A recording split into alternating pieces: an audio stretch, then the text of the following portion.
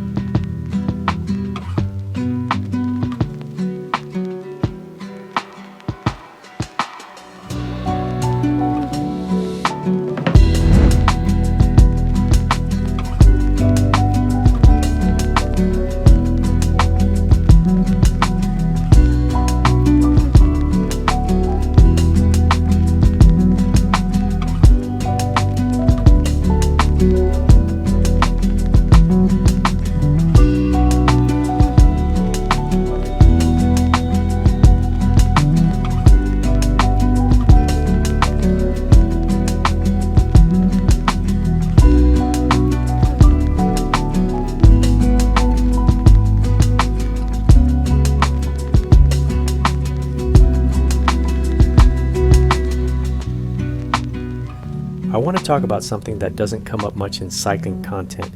Not gear, not routes, not fitness metrics. I want to talk about what it means to find your people and what it costs when you lose one of them. Most of the conversations in the cycling world are about performance. Which watts are you pushing? Which components are you running? Which route has the best elevation profile? And I love all of that. But underneath it all, for most of the riders I know, the real reason they keep showing up is much simpler. It's the people.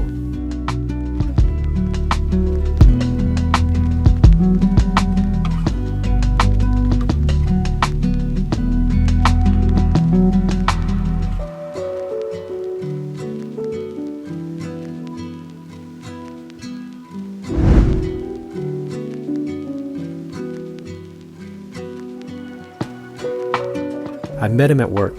We figured out pretty quickly that we both rode, and that was it. That's all it takes sometimes.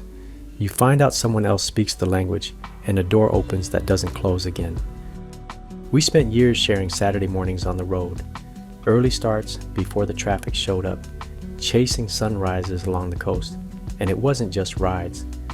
We went on camping trips together, cycling trips, the kind of adventures you have to plan months out and talk about for months after. Every conversation we had eventually drifted back to the same place: routes, gear, the next trip, where we go when we had more time.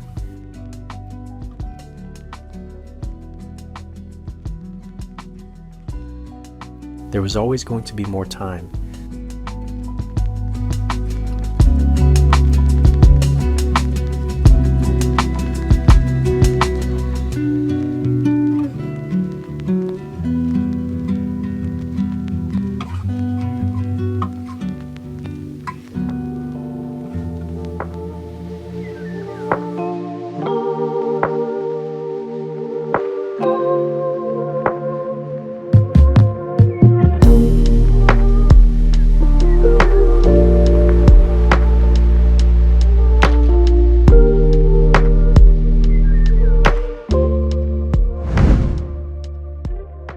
He did something I always wanted to do, but never got around to. He went to France and climbed Mont Ventoux. If you're a cyclist and you know anything about that mountain, you know what that means. Ventoux is not a casual climb. It's the kind of thing that ends up on a short list of experiences that define a rider. The Bald Mountain, 21 kilometers of climbing. Riders have broken on that road, and riders have found something on that road that they couldn't have found anywhere else.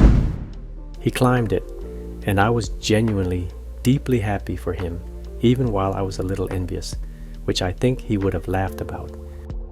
I still plan to get there someday, and when I do, I'll be thinking about him at the top.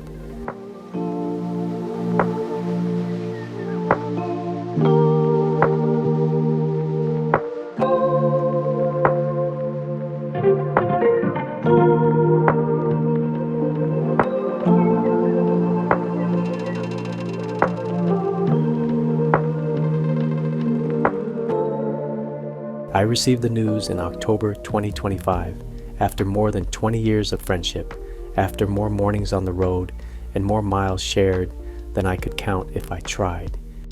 He is survived by his wife, Alisa, and their daughter, Sophia. And I think about them, about what they carry now, in a way that makes the loss feel larger and more specific all at once. He felt like family. He was family, the way the people you choose always are. One of the quiet, strange things about grief is how it changes the things you shared with someone. I got back on the bike after he was gone, and the ride felt different. Not wrong, not bad, just different. Like a conversation where one voice has gone quiet and you're still listening for it. I still listen for it on long climbs.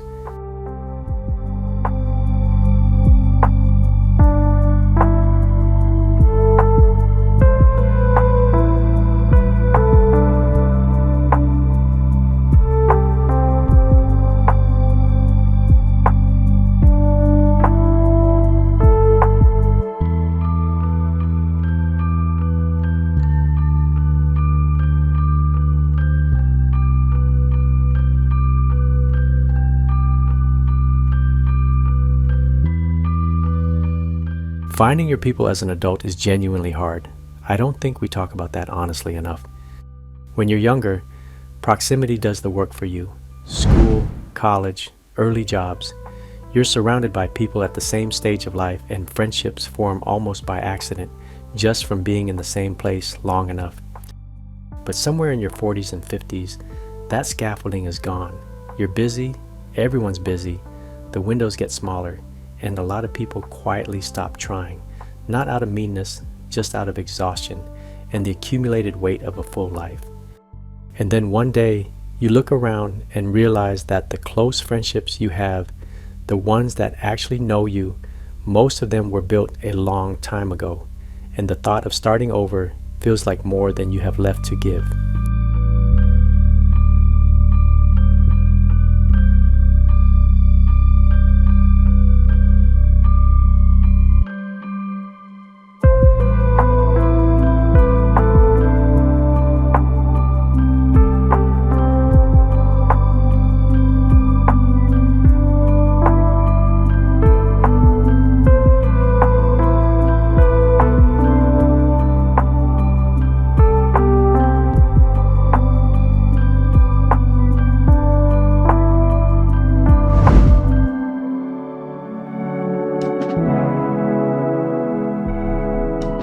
This is where I think cycling does something unusual.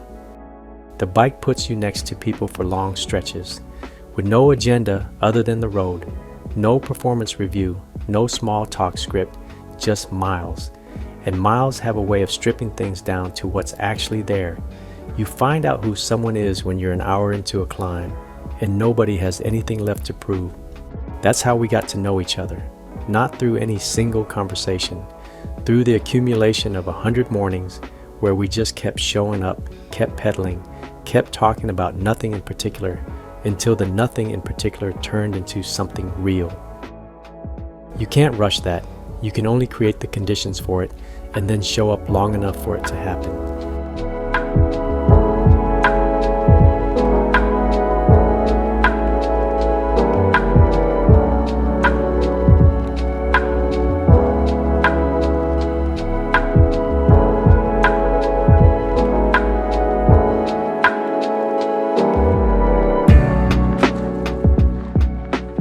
There's something I want to be clear about, the difference between riding alone and being lonely, because they are not the same thing.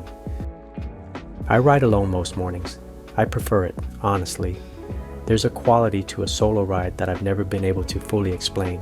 The silence is yours, the pace is yours, the thoughts that surface on a long, empty stretch of road, the ones that don't come anywhere else, those are yours too. Riding alone is chosen. It's a room you walk into on purpose. Loneliness is different. Loneliness is when you look up from the road, and there's no one who knows where you are or why it matters. It's not about whether you're physically alone. It's about whether you're connected to something larger than yourself. He was part of that larger thing for me, and losing him didn't take away the years we shared, but it changed the shape of things. The road is still the road. The silence is still chosen. But there's a particular kind of company you only understand the value of once it's gone.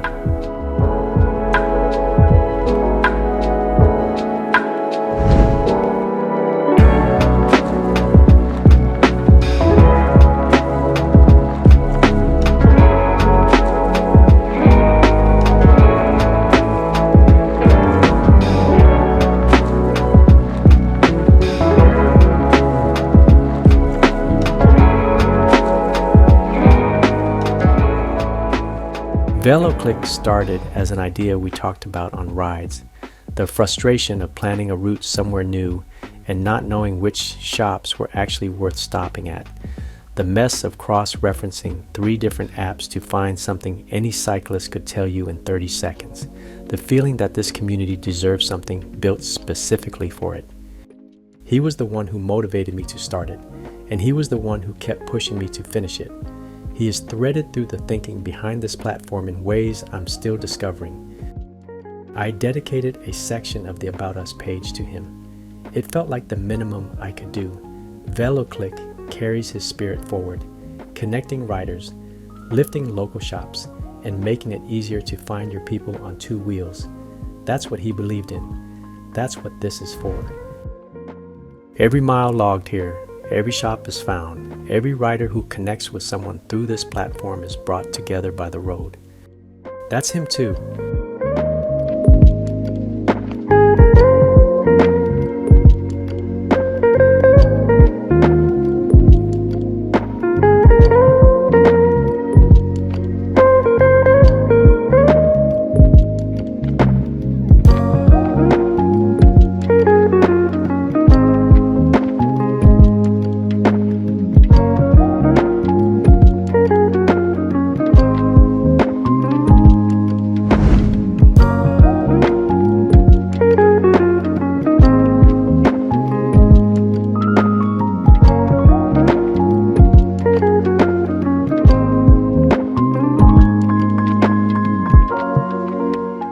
If you're out there riding and you haven't found your people yet, keep riding. They're out there. Sometimes they show up when you least expect them. Sometimes you meet them at work and spend 20 years chasing sunrises together, going on adventures, talking about bikes, and planning the next trip. And you don't realize until much later what a rare and specific kind of luck that was. The bike has brought more good people into my life than almost anything else I can name. People I would not have found any other way, and every one of those relationships started the same way. One ride, one conversation that drifted back to roots, gear, and the next adventure. One morning, 2 people figured out they spoke the same language. That's worth protecting. That's worth showing up for, even when it's hard, even when the road feels different from how it used to be.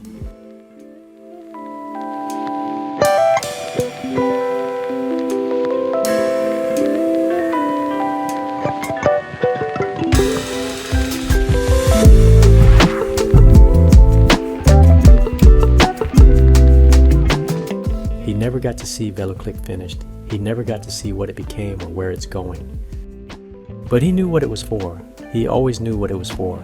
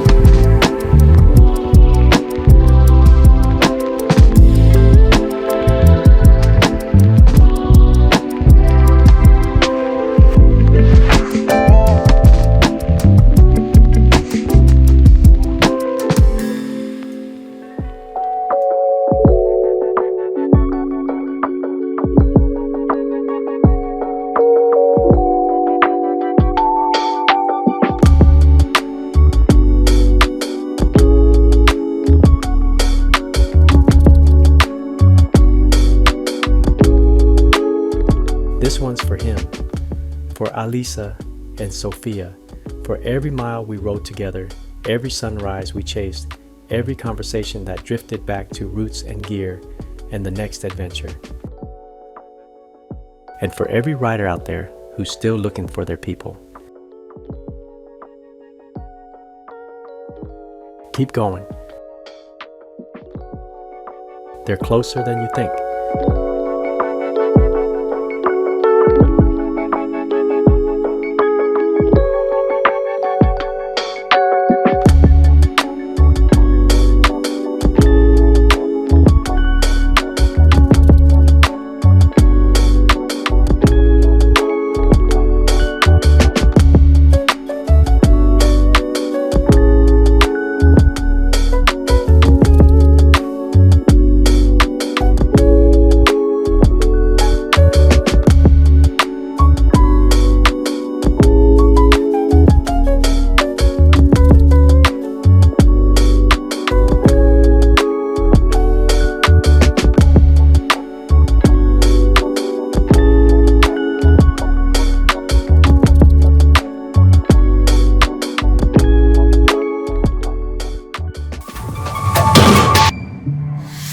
VéloCliqué from search to saddle.